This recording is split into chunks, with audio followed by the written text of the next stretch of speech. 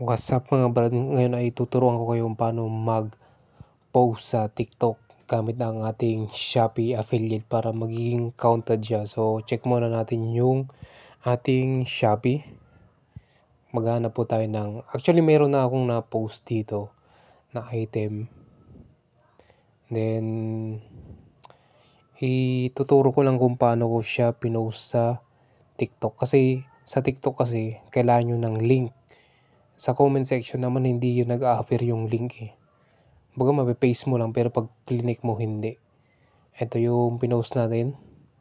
Itong mugs, Motakin mugs. Ayan po.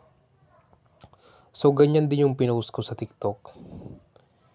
Kasi affiliate din ako doon. Ngayon pag Shopee affiliate ka rin, gusto mo mag-post sa TikTok, ganito. Okay? Check muna natin tong item. Tapos nakikita nyo yung arrow sign. Yan sa taas. Click nyo yan. Wait lang guys. Click nyo yan hanggang lumabas yung copy code. Ayan o. Nakita nyo? Copy code yung AWHPBMXNO. So kakopy po natin yan. Kasi yan po yung ating ipipost sa ating TikTok. Ngayon meron na kasi, na-post ko na kasi to sa TikTok natin.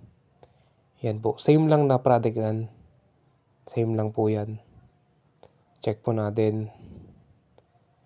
Motakin mugs yan ng Mio.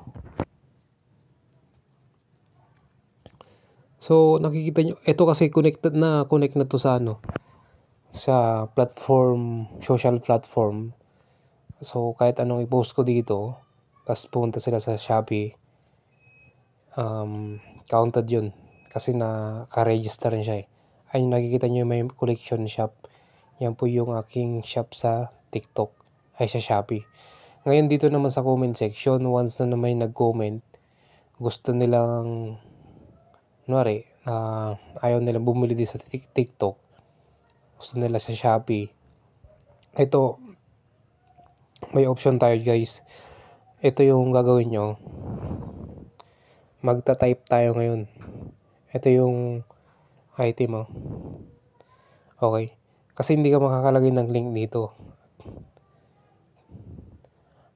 So ang ilalagay natin na ita-type natin is available sa Orange app. Hindi kasi pwedeng ilagay ang Shopee dito kasi competitor ng yun eh, ng TikTok. Kahit nga na mag-live ka, hindi pwede. Ayan o. Available sa Orange app. Tapos search code. Ilagay nyo yung kinapin na code. Ayan. Pag okay na, post nyo na. Tapos pag may kumapi dyan sa code na yan, yung AWHPABMXNO, magda-direct po siya sa shop. Tingnan nyo. X muna natin.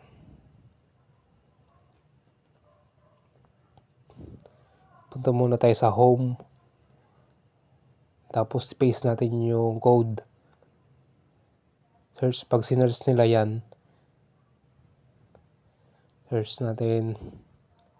Ayun. Yan na yung item. Diba? So once na nag-click nila yan or umorder sila, yun, may commission sila. Ay, may commission ka. Yan po yung sinasabi ko. Okay? So hindi ka naman kasi makakalagay sa link sa sa TikTok. Code ang mailalagay doon. Okay? So sana naintindihan nyo. Then subscribe na lang. Then pa-like para sa mga next videos natin.